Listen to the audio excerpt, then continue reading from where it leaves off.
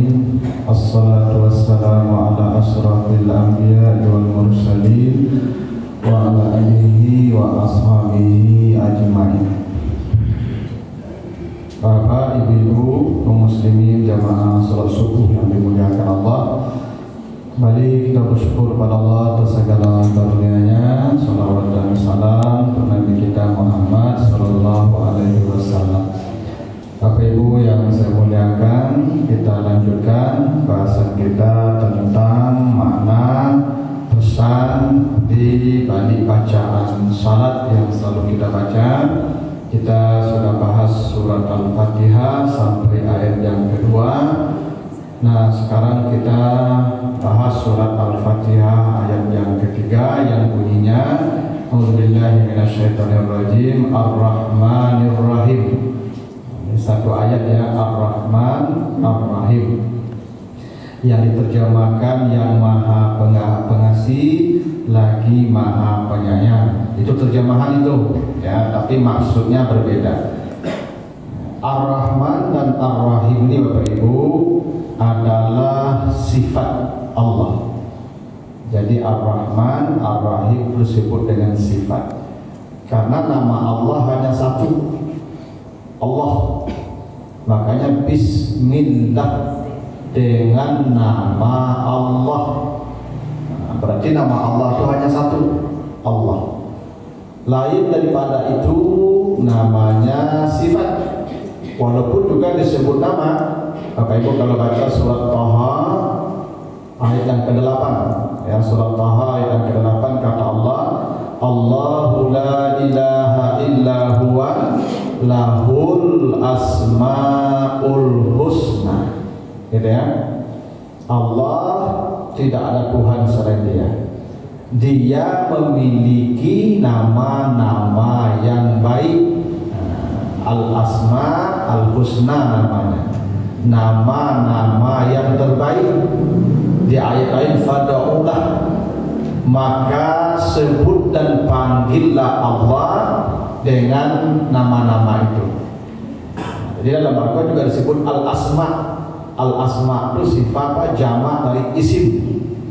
Tapi Allah disebut Ismullah al-A'zam, nama Allah yang paling besar.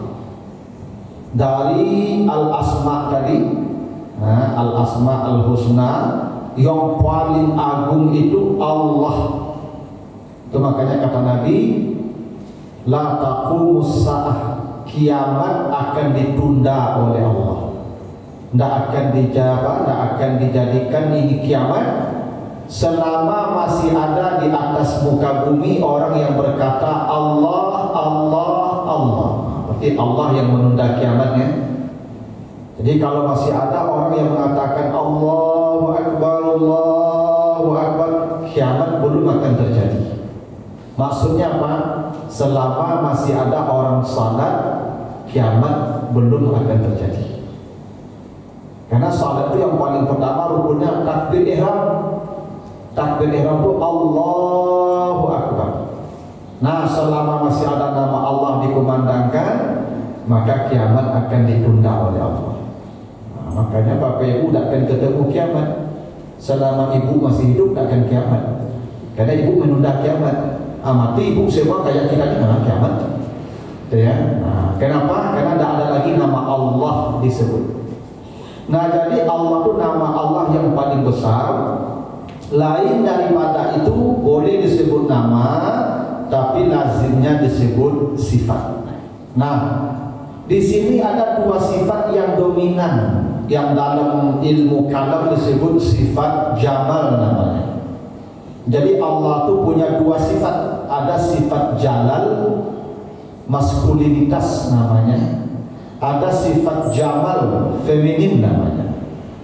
Kalau sifat jamal itu sifat-sifat yang menunjukkan kelembutan-kelembutan seperti ibu-ibu. Kalau sifat jalal itu sifat menunjukkan kekerasan-kekerasan seperti bapak-bapak. Allah punya sifat jamal, punya sifat jalal. Misalnya Al-Qahhar yang maha keras, Al-Jabbar yang maha memaksa, Al-Muntakim, yang maha menyiksa. Nah, itu namanya sifat jalal, khas. Allah punya sifat itu. Tapi ada sifat Ar-Rahman, yang maha pengasih, Ar-Rahim, yang maha penyayang, Al-Wadud, yang maha santun, Ar-Rauf, Al-Ghafur, itu namanya sifat jamal, sifat-sifat keindahan, kelembutan. Nah, dalam Al-Quran sifat jamal ini jauh lebih banyak dari sifat jalal, untuk menunjukkan kelembutan Allah melebihi kasarnya, kira-kira gitu. Nah, sifat yang dominan itu Ar-Rahman dan Ar-Rahim. Apa bedanya? Apa bedanya Ar-Rahman dan Ar-Rahim? Ar-Rahman itu dipahami sayang Allah untuk semua tanpa kecuali. Kafirkah, mukminkah, ibadahkah, maksiatkah, binatangkah, semua dapat rahmat tanpa kecuali, tanpa batas. Itu namanya Rahman. Nah, itu disebutkan Allah di surat Ghafir ayat yang ke-7.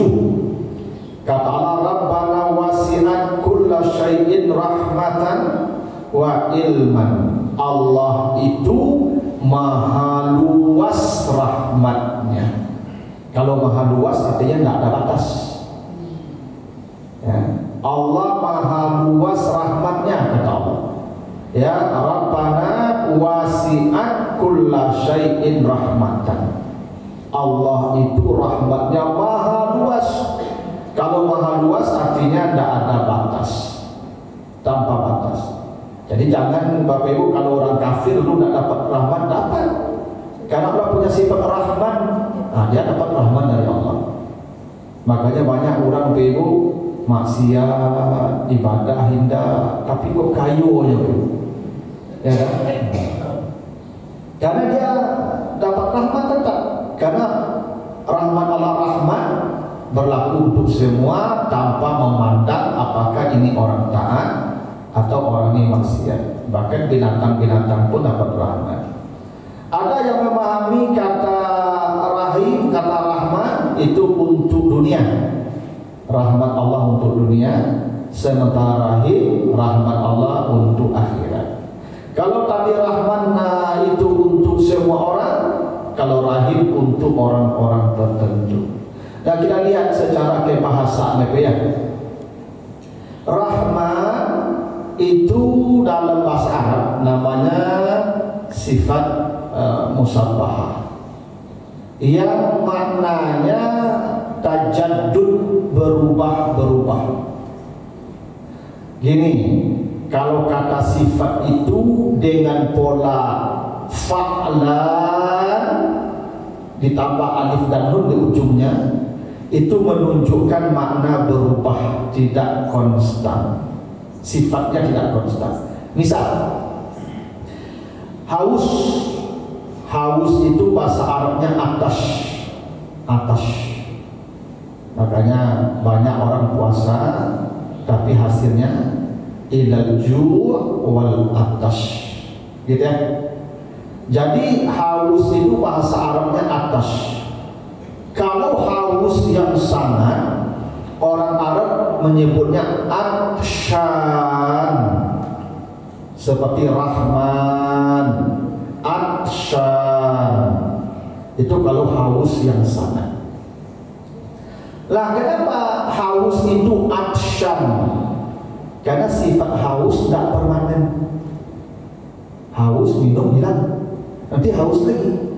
Ya, minum lagi, hilang lagi, haus lagi, minum lagi, hilang lagi.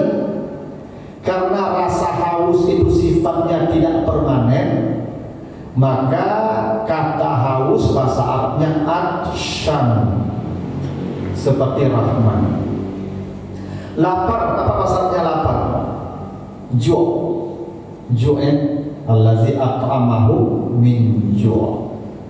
Kalau sangat lapar, maka bahasa Arabnya jau'an. Jadi kalau orang Arab lapar mana buah, bahasa Arabnya jau'an, ana jau'an. Kenapa lapar itu jauhan seperti Rahman? Karena lapar tidak permanen. Memang ibu saja lagi sampai mati lapar dong? Lapar tuh makan hilang dia. Nanti sekian jam lapar lagi, makan lagi hilang lagi, lapar lagi itu. Maka sifat yang berubah-berubah, bahasa Arabnya timbangannya jauhan. Marah bahasa Arabnya apa? Ghadib, ghadab. Al-ghadab minasyaitan, kata Nabi, marah. Kalau marah yang sangat, bahasa Arabnya ghadban. Kenapa marah itu ghadban? Karena marah itu tidak permanen. Kadang marah, kadang sayang, sama ibu cucu-cucu. Kadang diseringi, kadang dipici, tapi kadang sayang, padu kita kan. Nah, itu namanya ghadban, karena sifatnya tidak permanen. Jadi Rahman, kenapa disebut Rahman? Karena sifat Rahman ini tidak permanen, temporal. Karena di dunia, kalau dunia kan tidak permanen. Untuk orang kafir kan tidak permanen. Makanya Rahman itu memang betul untuk dunia dan semua makhluk, karena ini sayang yang bisa berubah, sayang yang tidak permanen, yang tidak kontinu, yang tidak stagnan, dia berubah-berubah. Berbeda dengan Rahim. Rahim itu namanya sifat mubalaghah. Sama-sama dari kata rahimah. Cuman kalau timbangannya fa'il, itu menunjukkan sifat yang konstan, yang tidak berubah. Misal gagah, apa bahasa Arabnya gagah itu? Jamil, itu dia. Jamil itu gagah itu. Kenapa gagah itu jamil, tidak jamlan, tapi jamil? Karena gagah itu permanen itu. Dan mungkin orang hari ini gagah, besok tidak gagah, besok gagah, kurang gagah, tidak. Gagah itu sifat itu lah given dari awal. Jadi kalau gagah saja lagi, sampai itu gagah ya betul. Jadi bukan, ya enggak? Nggak mungkin orang kau berubah-ubah itu. Hari kau gagah, hari besok turun gagahnya, hari besok gagahnya, pada besok turun gagahnya. Enggak, gagah itu permanen. Itu makanya gagah apa saatnya jamil. Kalau perempuan jamilah, ya. Misalnya apa? Orang yang sudah dewasa, masalahnya apa? Balil, ya. Balil, itu kan orang dewasa ya, balil. Kenapa orang dewasa disebut balil? Karena dewasa kok permanen. Kalau sudah dewasa ada balik anak-anaknya lain gitu. Kan tidak ada orang yang punya dewasa itu balik anak-anak, itu dewasa itu balik itu anak-anak itu balik. Kalau balik permanennya, maka sifat yang permanen itu timbangnya fa'il, balil, jamil, tawil, itu tuh. Nah, kenapa sifat rahim disebut rahim? Karena ini sifat permanen yang sudah yang tidak temporal lagi dan tidak ada batas lagi. Makanya rahim untuk akhirat. Karena akhirat tidak ada batas waktu, ya kan? Makanya rahim untuk orang beriman. Karena untuk orang beriman tidak ada batas sayang Allah. Karena orang beriman dapat rahmat Allah tanpa batas. Nah, itu Bapak Ibu, dalam Al-Quran kita temu begini dalil-dalilnya. Tadi kenapa rahmat untuk orang kafir? Coba perhatikan surah Al-Muluk ayat 28-29. Al-Muluk, kata Allah, "Faman yujirul kafirin min azabin alim kul huwar rahman." Coba begitu. Siapakah yang bisa menyelamatkan orang kafir dari azab yang pedih? Katakan huwar rahman. Bukan ar-rahim ya, ar-rahman. Ketika Allah bertanya, siapakah yang bisa menyelamatkan orang kafir dari azab yang pedih? Kata Allah, katakan yang bisa menyelamatkan orang kafir itu hanyalah ar-rahman, bukan ar-rahim. Itu artinya ar-rahman untuk orang kafir. Karena Allah sebut begitu ya di surah Al-Muluk ya. Siapa yang menyelamatkan orang kafir? Ar-rahman, bukan ar-rahim, ar-rahman. Maka itu dipahami Ar-Rahman itu untuk orang kafir umum, ya bisa kafir bisa beriman. Karena itu Ibu, Rahman tadi rezeki Rahman yang tanpa batas. Coba nanti baca surah Al-Baqarah 124. Al-Baqarah 124 ya, 212. Ya, Al-Baqarah 212. Wallahu yarzuqu man yasha bighairi hisab. Allah memberi rezeki kepada siapapun yang dikehendaki tanpa hisab, tanpa perhitungan. Apa maksud tanpa hisab? Tanpa hisab itu artinya Allah tidak akan mengaitkan rezeki kita dengan ibadah atau maksiat kita. Kalau yang taat dikasih banyak, yang maksiat dikasih dikit, itu namanya hisab. Hisab itu berarti pemberian Allah dikaitkan dengan taat atau maksiat. Tapi kalau memberi rezeki bighairi hisab, tidak ada dikait-kaitkan. Karena urusan dunia tidak terkait dengan ibadah. Ibadah nanti rahmat Allah nanti di akhirat. Urusan dunia rahmat Allah luas, tidak ada batas. Itu makanya Bapak Ibu jangan dikaitkan ibadah orang dengan dunia dia. Cuma rajin kamu saji ya waduh. Bapak tu kamu saji cari payah aja itu empat awaknya. Nah, itu tuh Ibu ya. Karena untuk urusan dunia berlaku Rahman. Untuk Bapak yang itu tadi itu Rahim nanti itu. Rahman. Ya. Bapak Ibu kalau ya baca di surat Az-Zukhruf 32. Az-Zukhruf 32. Nahnu qasamna bainahum ma'isatahum fil hayatid dunya wa rafa'na ba'dahum fawqa ba'din darajat. Kami yang membagi-bagi dunia di antara semua manusia dan kami lebihkan sebahagian dari yang lain tanpa ada pertimbangan apa-apa. Hanya kehendak Allah. Si anu dikasih kaya, si anu dikasih miskin, si anu dikasih kaya, si anu dikasih miskin. Itu tidak ada pertimbangan Allah. Oh ini dia taat nih, miskaya nih, ini dia maksiat zina. Allah bagi sesuai kehendaknya, kaya atau miskin tidak terhubung dengan ketaatan atau kemaksiatan orang. Allah. Nah ini maksudnya Rahman tadi. Ya, jadi Bapak Ibu ya kalau nampak orang ahli maksiat kayu, itu bukti rahmannya Allah tuh. Bahwa Allah tak membatasi ya orang-orang tertentu untuk mendapat rahmatnya di dunia. Karena rahmat dunia tidak dipilih-pilih oleh Allah, semua dapat. Nah, berbeda dengan rahim Ibu ya. Coba Ibu Bapak baca nanti Al-Ahzab 43. Al-Ahzab 43. Wa kana bil mu'minin rahiman. Rahim itu ya. Dan Allah kepada orang-orang beriman Rahim, bukan Rahman. Gitu ya. Kalau tadi Al-Kafirin Ar-Rahman, kalau ini bil mu'minin Rahiman. Betul ya? Nah ini buktinya kalau Rahim itu untuk orang beriman saja. Yang kafir Rahman. Di dunia umum tanpa batas. Nah, coba Bapak baca lagi surat Al-A'raf 56. Kata Allah, inna rahmatallah qaribun minal muhsinin. Sesungguhnya rahmat Allah itu yang paling dekat, yang paling utuh dapatnya bil mu'minin, bil muhsinin, orang-orang yang ihsan. Kalau orang ihsan pasti beriman. Tidak mungkin orang itu ihsan kalau tidak beriman itu. Nah.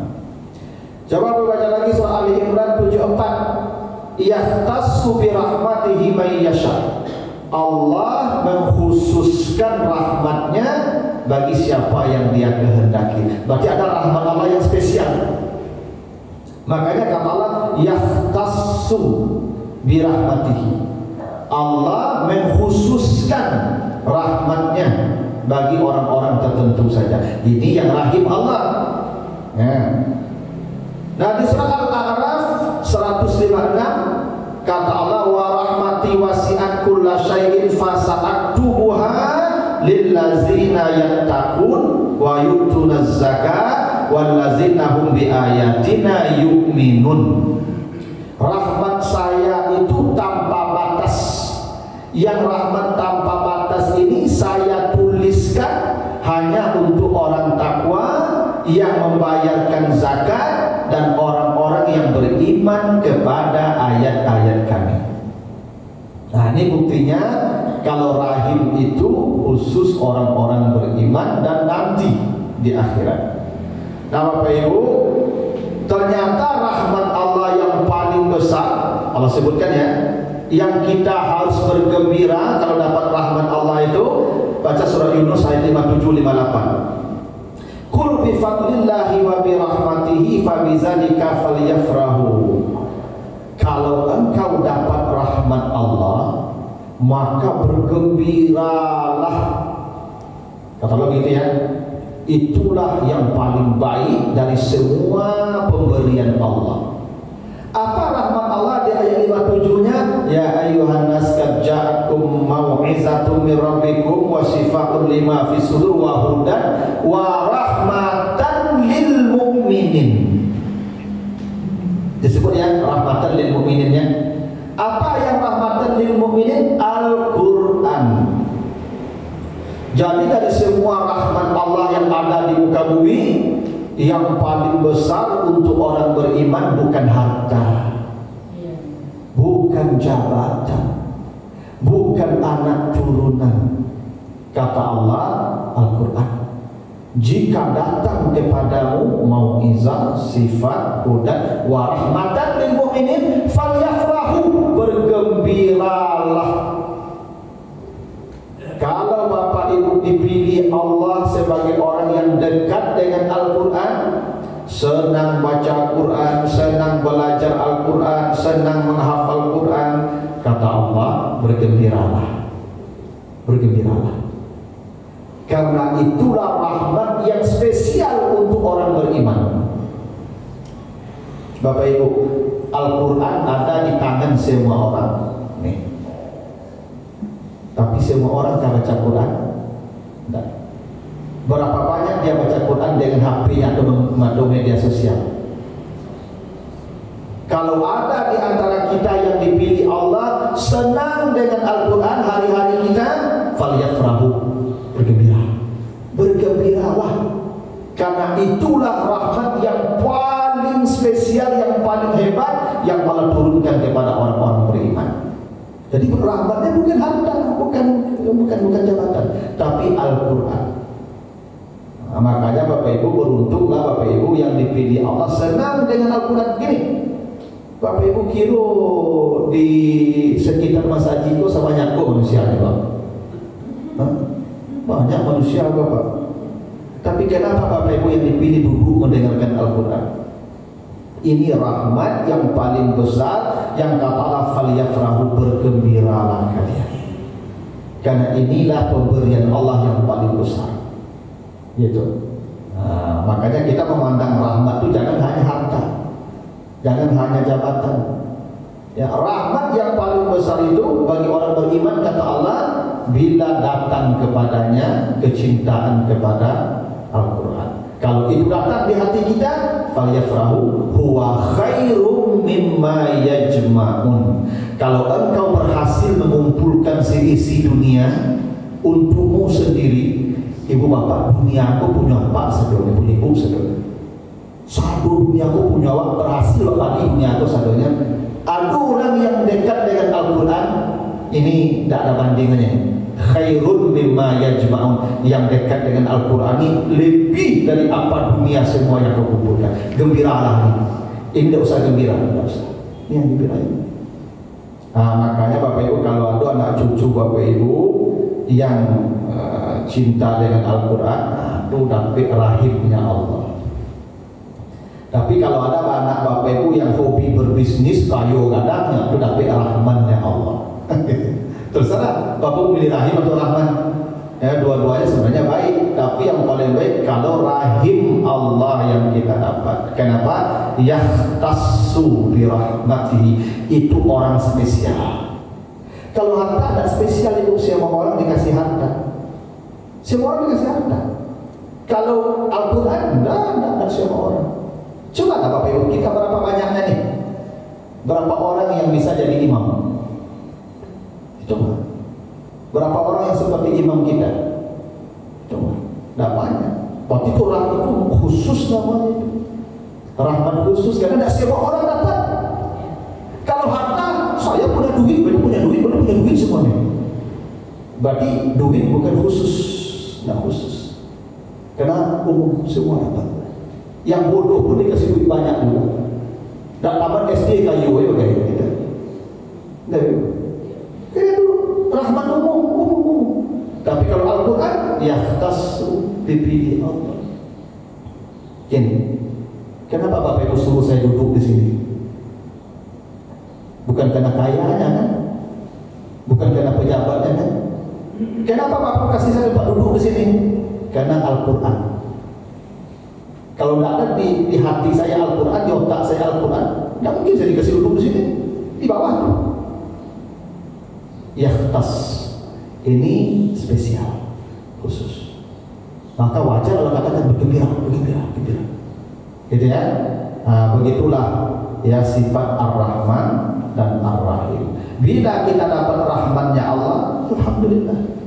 Tapi berbahagialah yang dapat rahimnya Allah. Gitu. Karena rahimnya Allah itu khusus spesial. Hanya orang-orang pilihan saja. Dan ternyata rahmat yang paling hebat dari semua rahmat Allah itu adalah Al-Quran. Gitu. Makanya nanti Bapak Ibu kalau punya anak yang menghafal Quran, bukan hanya dia yang masuk surga, 10 keluarganya dibawa ke surga. Otomatis 10 yang sudah divonis masuk neraka, bukan keluarga yang saleh. Keluarga yang divonis masuk neraka, bawa 10. Itu yang tas. Orang kaya tidak bisa begitu. Tidak bisa. Pejabat di akhirat tidak bisa begitu. Justru orang kaya teriak-teriak nanti di akhirat. Coba Bapak baca nanti di surah Al-Haqqah 28-29. Ada 2 manusia yang berteriak di akhirat. Al-Haqqah ayat 28-29. Ada 2 manusia yang berteriak-teriak nanti dihisab. Siapa? 1 orang kaya, 2 pejabat. Apa kata orang kaya? Ma'agna anni maliyah. Ya Allah, kenapa dulu saya kaya? Kenapa dulu saya kaya? Yang kedua, halaka anni sultaniyah. Ya Allah, kenapa dulu saya punya kekuasaan, punya jabatan? Ternyata yang diburu manusia habis-habisan, harta dan jabatan, itulah yang paling disesali nanti di hadapan hisab. Tapi Al-Quran tidak ada hisab itu, dibawa ke 10 keluarganya. Yang harta merasai, yang jabatan payah. Aku ibu-ibu yang kayu-kayu merasa itu dia itu cayu orang. Ya di kayu itu merasa ya. Ada penyo pakainya itu ibu dicecar pertanyaan tidak sama Yang susah tuh ditanya ibu. Ibu kalau pergi ke kantor polisi jadi saksi saya jangan sesama ini. Dapat. Ini belum kita yang diperkarakan, kita hanya ditanya sebagai saksi. Ambo Bapak Ibu berdoa siang malam, ya Allah, jangan pernah saya seumur hidup berhadapan dengan hukum. Kamu diinterogasi kok tidak enak Bapak Ibu. Kita akan dicecar, dihinakan, dibentak-bentak, tidak enak. Tidak enak Pak ditanya itu tidak enak. Ya, makanya guru saya Pak Profesor ya siapa yang nama rektor itu Pak Sirajuddin. Pak Profesor Sirajuddin besar itu kan meninggalnya di pengadilan. Beliau meninggal di pengadilan tuh Ibu. Belum jadi tersangka, belum baru jadi saksi. Karena dibentak-bentak jaksa, tak kuat jantungnya. Akhirnya kolek di meja saksi itu. Apa enak ditanya Ibu tuh? Tak enak Ibu. Justru rahmat harta, rahmat jabatan yang paling menyesatkan dada kita di akhirat, yang paling menyenangkan rahmat Al-Quran. Kenapa? Tidak ada hisab. Plus 10 keluarga ikut ke surga. Pada enak itu. Maka bergembiralah kata Allah. Yang dapat harta, tidak usah gembira, tidak usah. Yang dapat jabatan, tidak usah gembira. Payah nanti. Kalau tahulah manusia susahnya rahmat jabatan itu, oh jangan 3 periode, 1 periode, saya tak kurang tu. Kok tahulah susah jabatan itu Pak. Jangan 3 periode, 1 periode saya tak tahu dah Pak. Saya oleh berumah. Jadi Pak RT, Pak RW, 1 periode, saya aja 2 periode. Makasih ya kira bisa Pak. Pada payah Pak dia kira bisa. Nah begitulah dulu Bapak Ibu. Ada pertanyaan agak 5 menit. Ibu ada? Nah ya, nah cukup dulu begitu. Ya, lebih kurang mohon maaf. Subhanakallahumma wa bihamdika, asyhadu an la ilaha illa anta, astaghfiruka wa atubu ilaika. Assalamualaikum warahmatullahi wabarakatuh.